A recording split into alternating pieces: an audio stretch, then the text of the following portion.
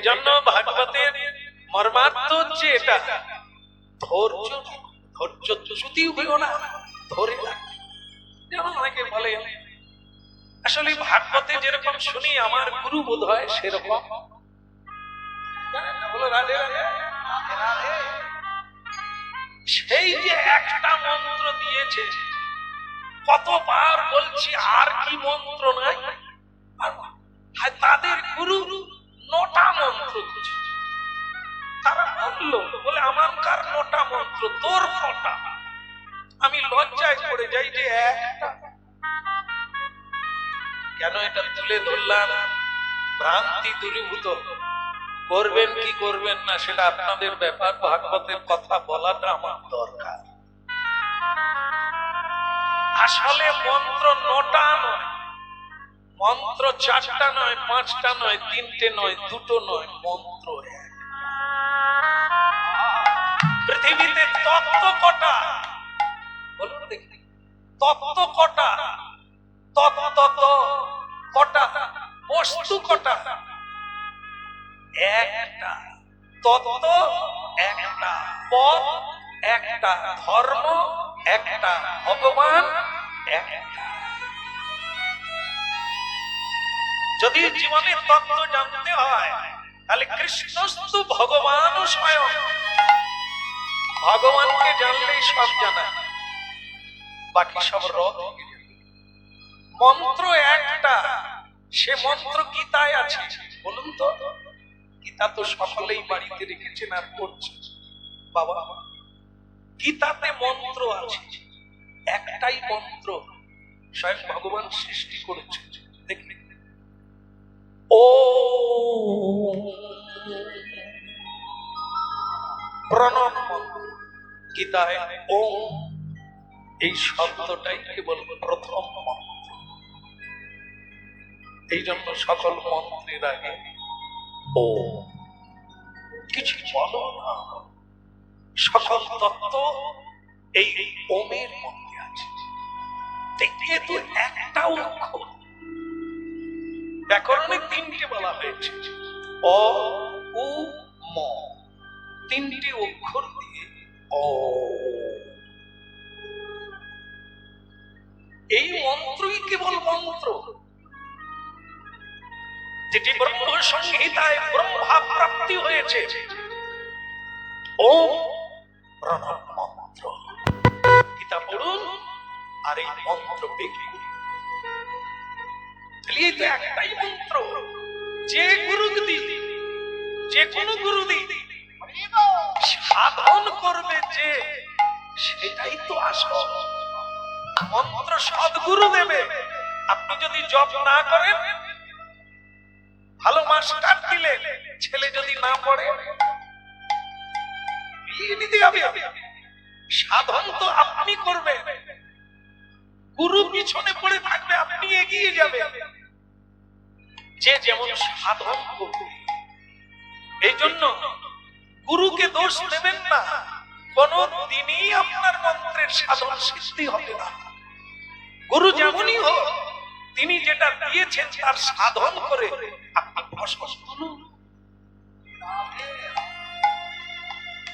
কিষণ 6টা গদ খেজুরে আলে বসে কেবল তামাক টান। আপনি ভজন করবেন না, সাধন করবেন না, জপ করবেন না, আপনি কি করে তার ফসল প্রাপ্ত? আলে বসে কেবল তামাক খাবেন, ধূমপান খাবেন, তাস খেলবেন, গল্প করবেন, লোকের সমালোচনা করবেন, নিন্দা করবেন, তাহলে আপনার ভেতরে হরিনাম প্রকট হবে কি? এই জন্য মন্ত্র একটা, আর মন্ত্র যার যত ছোট মন্ত্র হবে তার সাধন তত এগোবে, একাগ্রতা বাড়বে। বহু মন্ত্র নয়, মন্ত্র একের সাধন, কারণ ঈশ্বর এক।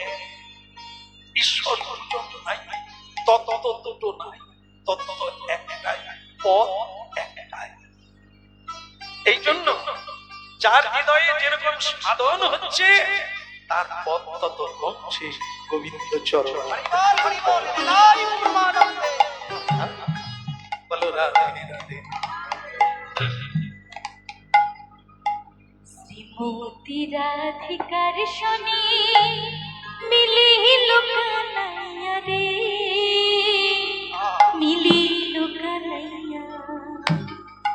কত সুন্দর সুন্দর কথা কইয়া, কত সুন্দর সুন্দর কথা কইয়া।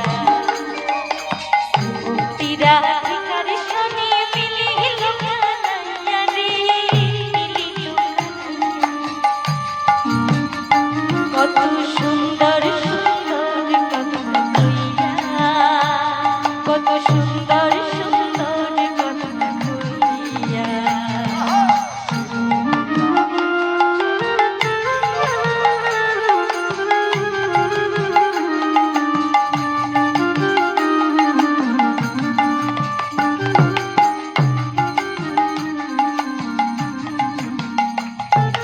কষ্ট সব সুখের সব আগু পিছু হইয়া,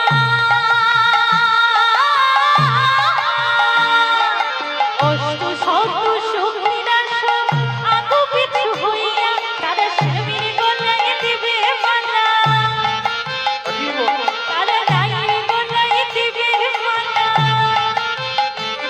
তারা স্বামীর গলায় দিবে মালা, রায়ের গলায় দিবে মালা। নাচিয়া নাচিয়া রে, নাচিয়া নাচিয়া, কত সুন্দর সুন্দর কথা কইয়া, কত সুন্দর সুন্দর কথা কইয়া।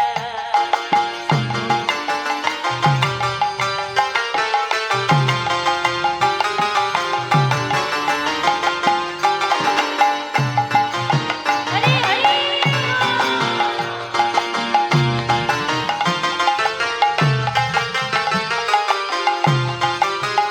আওয়াজ জোরে।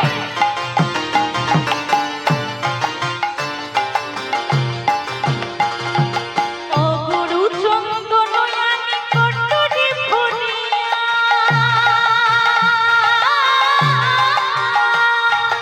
অগুরু চন্দনয়ানি কটরি ভরিয়া, তারা শ্যামের রঙে দিল যত,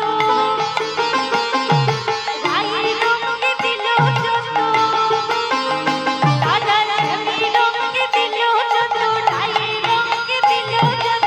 ছিটাইয়া ছিটাইয়া রে, ছিটাইয়া ছিটাইয়া, কত সুন্দর সুন্দর কথা কইয়া, কত সুন্দর সুন্দর কথা কইয়া।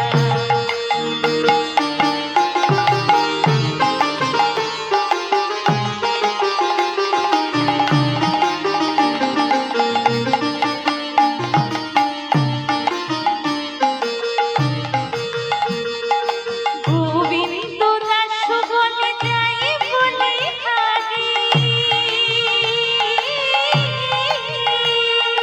গোবিন্দ দাস বলে যাই বলি হারি। এইখানেতে মিলন হলো, রাধা কৃষ্ণের মিলন হলো, এইখানেতে মিলন হলো, রাধা কৃষ্ণের মিলন হলো। বলো হরি হরি রে, বলো হরি জয় রাধে রাধে, গোবিন্দ জয় জয় রাধে রাধে, গোবিন্দ জয় জয় রাধে রাধে, গোবিন্দ জয় জয় রাধে রাধে, গোবিন্দ জয় জয় রাধে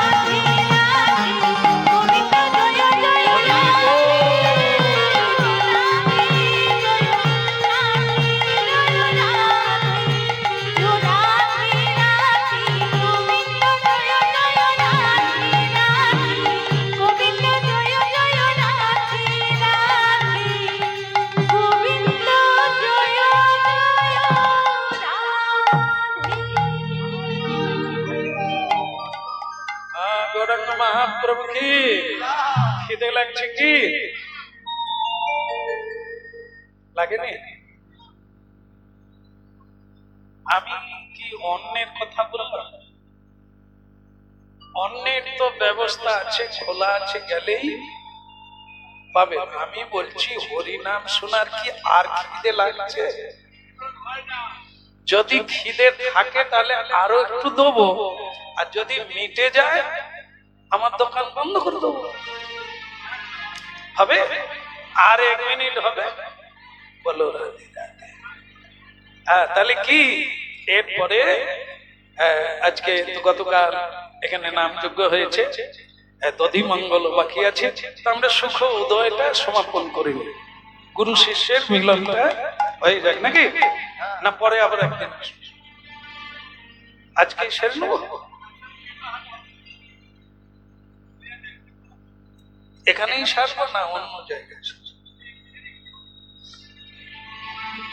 বাবা বলতে চাচ্ছে প্রদীপ বাবুই প্যান্ডেল বানছে, এখানেই সেরে দাও, আমার বাড়িতে অত খরচা করবো না।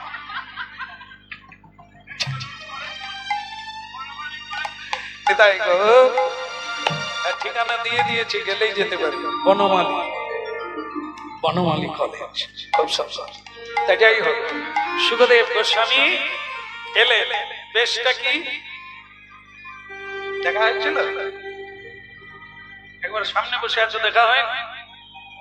রাস্তার ধারে বাড়ি,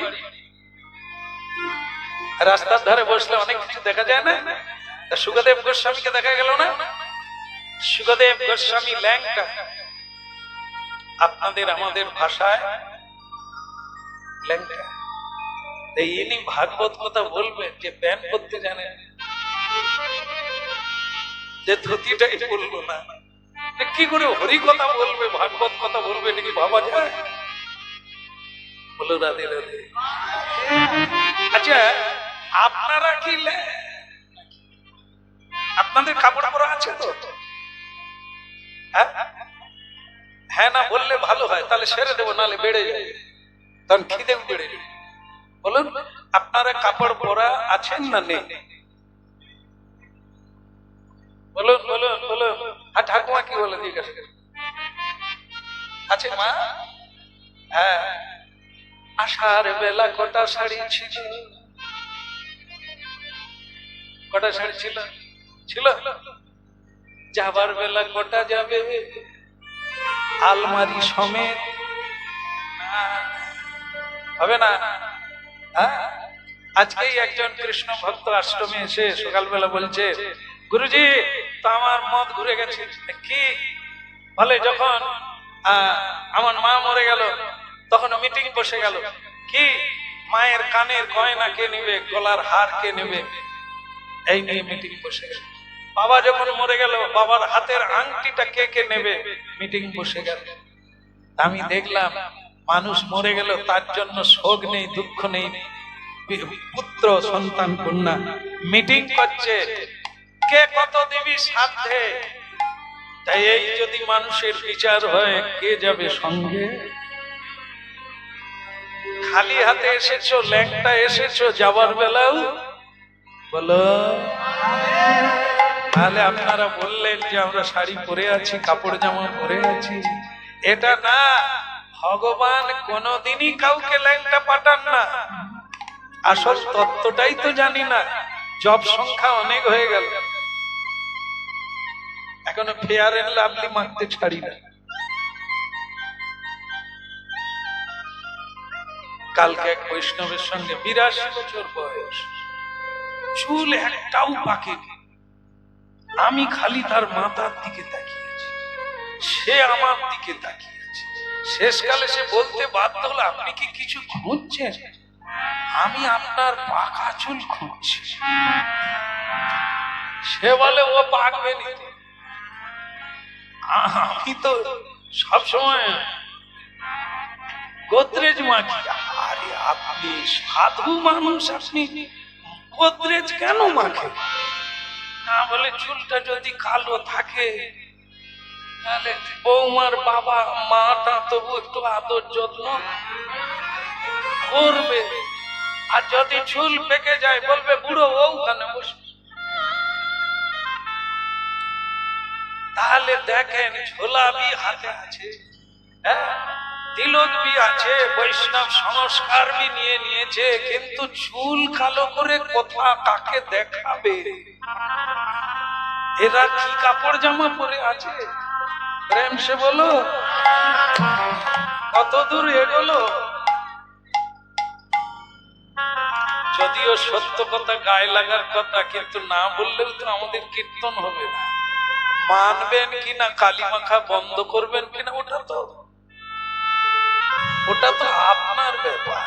কালকে আর আমার সঙ্গে কারো দেখা হবে না, আপনি কালো করলেন কি সাদা করলেন আমি আর দেখবো, কিন্তু যেটা বলার কথা সেটা তো বলতে হবে, না হলে তো ওই 3 ভাগ যে হবে তার 1 ভাগ আমিও ভাগ করে দেব। তাহলে তুই তো সব মিথ্যে কথাগুলো বললি, একটাও তো সত্য বললি না, সব গায়ে হাত বুলিয়ে ভোট নিয়ে নি। ও চলবে না। আমাকে ভোট দাও আর না দাও, সঙ্গে থাকো না থাকো, মানো চাই না মানো, যেটুকু বলার কথা তাই গো। তাহলে ভগবান কাউকে নির্লজ্জ হয়ে পাঠায় না, বসন দিয়েই, যেটা সুখদেব গোস্বামী পড়ে আছে ওটাই প্রকৃত বসন। মানে কি বসন কোনটা, যেটা আপনাকে গ্রিন রুমে খুলে রেখে চলে যেতে হবে সবাইকে, বলুন সেটা কোথা? এই কাপড় নয়, এই যে সব নয়, এইটাই কাপড়, দেহটাকে কাপড় বল। গীতা বোধ হয় কেউ পড়ে।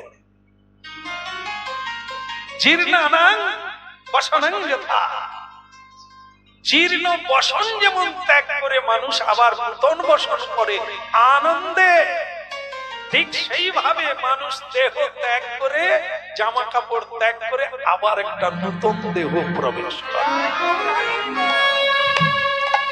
তাহলে এটাই শেষ কথা। তাহলে কোনটা আমি, কোনটা?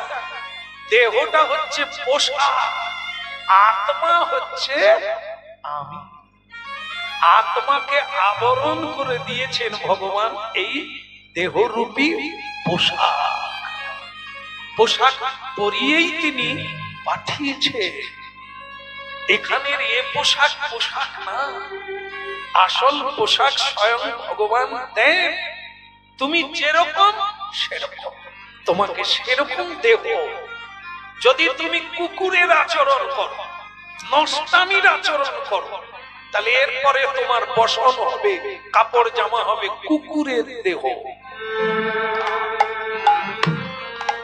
শৃগাল, কুকুর, বিড়াল, ছাগল, এগুলি এদের স্বভাব অনুসারে পোশাক প্রাপ্ত হয়েছে। তুমি মানুষের পোশাক পেয়েছো, মানুষোচিত ব্যবহার করো, আবার পেলেও পেতে পারো, না হলে হারিয়ে যাবে পোশাক। হলো রাধা মাধব কি, সুখদেব কি ল্যাংটা? ল্যাংটা এতক্ষণে বোঝা গেল ল্যাংটা না, আমরাই ল্যাংটা, এখনো জ্ঞান হয় না। তাই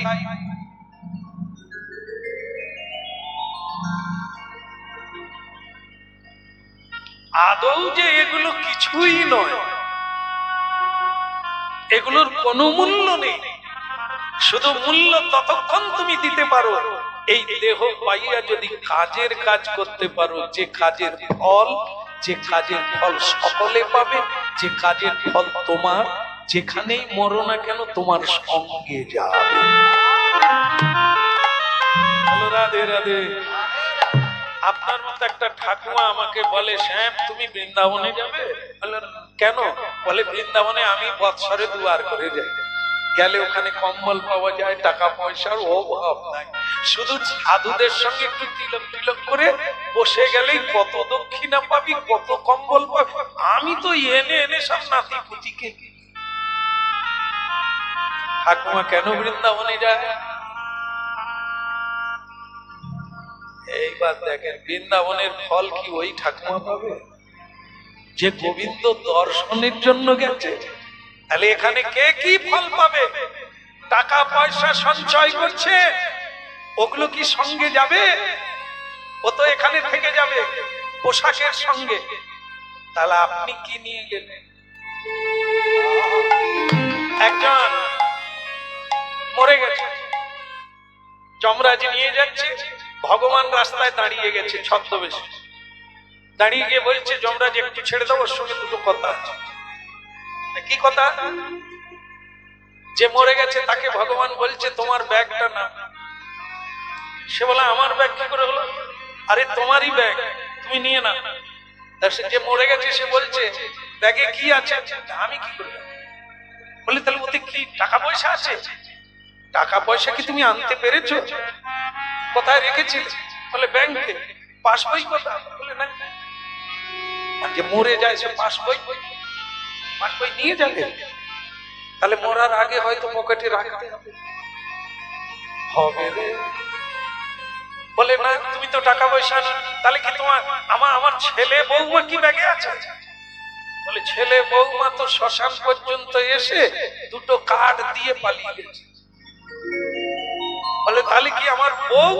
বলে সে তো অনেক আগে দরজা গোড়ায় পেরেক মেরে, এদিকে পোড়া হয়নি, দাহ হয়নি, সে বাক্স খুলে দেখছে রামার বাবা কি কি রেখে গেছে। বলে তাহলে ব্যাগে আছে কি? ভগবান বলে তুমি করেছো কি? মনে করো কি করেছিলে, ব্যাগে থাকবে। বলে তার মানে ব্যাগ না, ব্যাগ দিয়ে দিল যে মরে গেছে। ব্যাগ খুলে দেখে কিছু নেই। বলে প্রভু খালি ব্যাগটা দিলে? বলে তুই কিছু করিসনি তো আমি তোর ব্যাগে কি দেব? ও তো তোর ব্যাগ, কিন্তু কিছু করিসনি। সারা জীবন গাধার মতো খাটলো, আমি কিছু করিনি, আমি ভগবানের নাম পর্যন্ত করিনি, শুধু খেটে গেছি এবেলা ওবেলা। বলে খেটেছিস, তারা খেয়েছে, 32 পাটি দেখিয়েছে। স্বপনের বাবা তুমি কি ভালো গো, এত দামি হার 32 পাটি দেখেছিস, তোর খাটনি সে বলল কোনদিন কি ভলিনি ঘষেনি? ওই যে ভলিনি। বলে হ্যাঁ, তুই একবার পা মচকে পড়ে গেছি, কাজ করতে যেতে পারবো নি বলে স্বপনের মা ঘষে দিয়েছিল। বলে তাহলে তোর তো খরচা হয়ে গেছে, খেটেছিস, পা ঘষে দিয়েছে, টিপে দিয়েছে, ব্যাগে তো রাখার মতো কিছু করিসনি। কোনদিন ঈশ্বরকে প্রণাম করেছিস মানব দেহ? তার কীর্তন গেয়েছিস? কোন সাধু সেবা করেছিস? দান ধ্যান করেছিস? করিস। তোর ব্যাগে থাকবে কি? খালি ব্যাগে নিয়েছিলি, খালি ব্যাগে।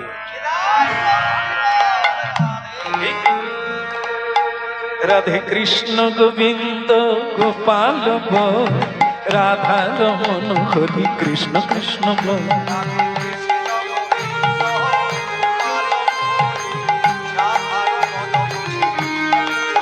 রাধে কৃষ্ণ গোবিন্দ গোপাল রাধা রমন হরি কৃষ্ণ কৃষ্ণ বল।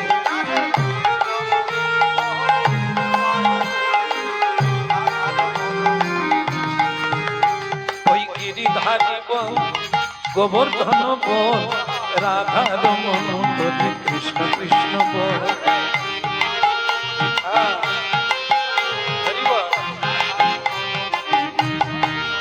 রাধে কৃষ্ণ গোবিন্দ গোপাল রাধা রমন হরি।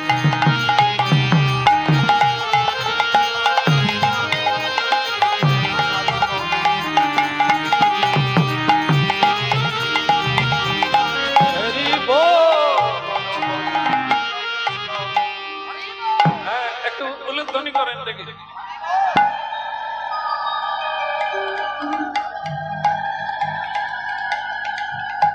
ঠিক আছে, মেনে নিলাম, বেলা অনেক হয়েছে, সকালে খাওয়া দাওয়া করেনি, তাই একটু কম জোর হয়েছে, মেনে নিলাম। একটু হরিধ্বনি তো করা যায়।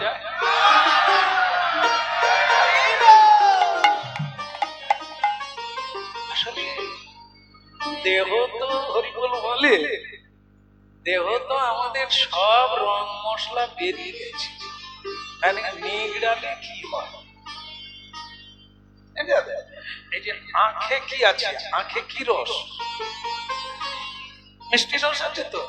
যখন আঁখ মারা হয়, আমি একবার ওই আঁখের রস খাবো দাঁড়িয়েছি, সে তো মারলো, প্রথমবার ঢুকিয়ে দিল, যা রস বেরিয়ে গেল। দাদা এবার ওটা ফেলে দেন, বলে কথা এখনো 5 বার ঢুকবে। আরে কি, সে তো সাদা হয়ে গেছে। বলে না, এখনো বেরোবে। সত্যি সত্যি দেয়, ঠসা ঠসা বেরোচ্ছে, আবার দিচ্ছে, মুড়ে মুজড়ে এইটুকু হয়ে গেছে। তারপরে যেটুকু ছিল নিয়ে চলে বলে আর বলে না আর, তাহলে এবার ওটা বাদ যাবে না, বাদ যাবে না, এবার জ্বালা। তা আমাদের সংসার তখনই ছেড়ে দেয় যখনই পুরো রস।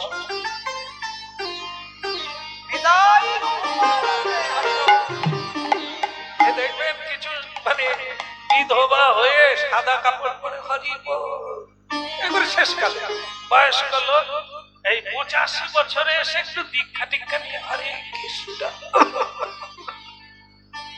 বাবু আমি নুইতে পারবো নি বাবু, তোমাকে প্রণাম করবো ভাবছিলাম, আর নুইবেন কি করে, রস আর আছে?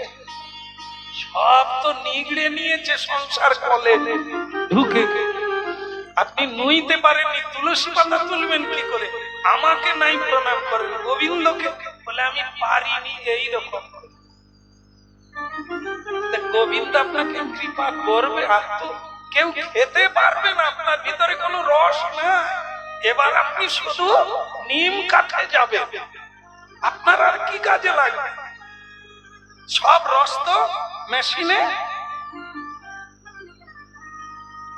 আমরা বলি না আর 2টা দিন শেষ সুন্দর রোদ, ছেলেটার বিয়ে দিলে আশ্রমে এসে আপনার সঙ্গে কীর্তন। ছেলের বিয়ে হলো, বৌমা হলো, নাতি হলো, তারপরেও সে আর আসে। কারণ বৌমা বলে দিয়েছে আমরা একটু এনজয় করতে যাব, তুমি নাতিটাকে দেখবে, ঘর বাড়ি দেখবে কে? তোমাকেই দেখতে হবে। তো আমরা এখন একটু এরা এখন কুকুর হয়ে পাহারা দিচ্ছে, বলো মানে শেষ রসটাও বের করে ছিবড়া হয়ে, গুরুদেব আপনাকে বলেছিলাম আসবো, পেয়েছি। আর তোমার জন্য তো নাশ রাখতে হবে, কারণ তুমি তো উঠতেও পারবে না, এ বেলা গরম জল ও বেলা গরম জল, তুমি কি গুরু সেবা করবে? তোমার সেবার ব্যবস্থার জন্য লোক লাগবে। ছিবড়া গুলো আশ্রমে থাকবে, আসে ছিবড়া যাদের ভেতরে আর কোনো।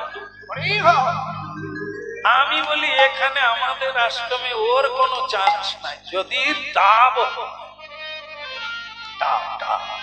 নারকেলের চেয়ে ডাবের দাম, এই তো স্বীকার করো, নারকেল যদি ভালো হতো তার দাম কেন কম?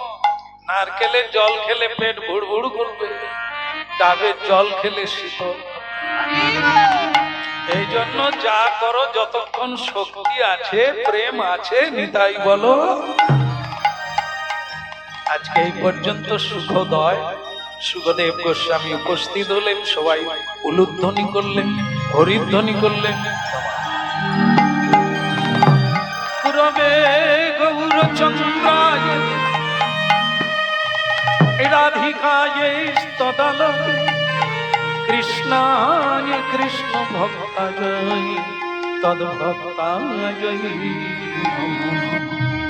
বাঞ্ছা কল্পতরুভৎস কৃপা সিন্ধু এব পতিতানাং পাবনেভ্যো বৈষ্ণবেভ্যো নমঃ। গৌর প্রেমানন্দে হরি বল। শ্রী রাধে। হরিনোট, আচ্ছা হরিনোট হবে, এরপর তো আরেকটা কাজ আছে, ছোট্ট করে হয়ে যাবে, কোনো সমস্যা নেই। হরিনোটের পরেই আপনারা মহাপ্রসাদ পান, সবাই একবার হরিধ্বনি দেয়, বাতাসার জোগাড় দেখো। নিতাই গৌর প্রেমানন্দে। শ্রুতি ভক্তবৃন্দ, এতক্ষণ আপনাদের সামনে যে সুন্দর সুন্দর ভগবানের শাশ্বত বাণী যিনি শোনালেন, তিনি হলেন শ্রীধাম গুরুকুঞ্জ আশ্রমের প্রতিষ্ঠাতা কৃষ্ণ কৃপা শ্রীমূর্তি শ্যামচন্দ্র দাস প্রভুপাদ। যে বাণীগুলো শোনালেন, সেই বাণীগুলো যদি আবার পুনরায় অনুধ্যাসন করতে চান, এনার লিখনির ছোট ছোট গ্রন্থ বা বই রয়েছে, সংগ্রহ করতে চাইলে সংগ্রহ করতে পারেন, বা আশ্রমে তুলসীর মালা বানানো হয়, অরিজিনাল তুলসীর মালা রয়েছে, সংগ্রহ করতে চাইলে সংগ্রহ করতে পারেন। এখন বাতাস হরিনোট, আর তারপরে মহোৎসবের সমাপ্তি দধিমঙ্গল। প্রেম সে বলো নিতাই গো প্রেমানন্দে। ও হরি বলে আমার গৌর নাচে, ও হরি বলে আমার নাচে রে গৌরাঙ্গ আমার সংকীর্তন মাঝে নাচে। ও তার রাঙা পায়ে সোনার মোহর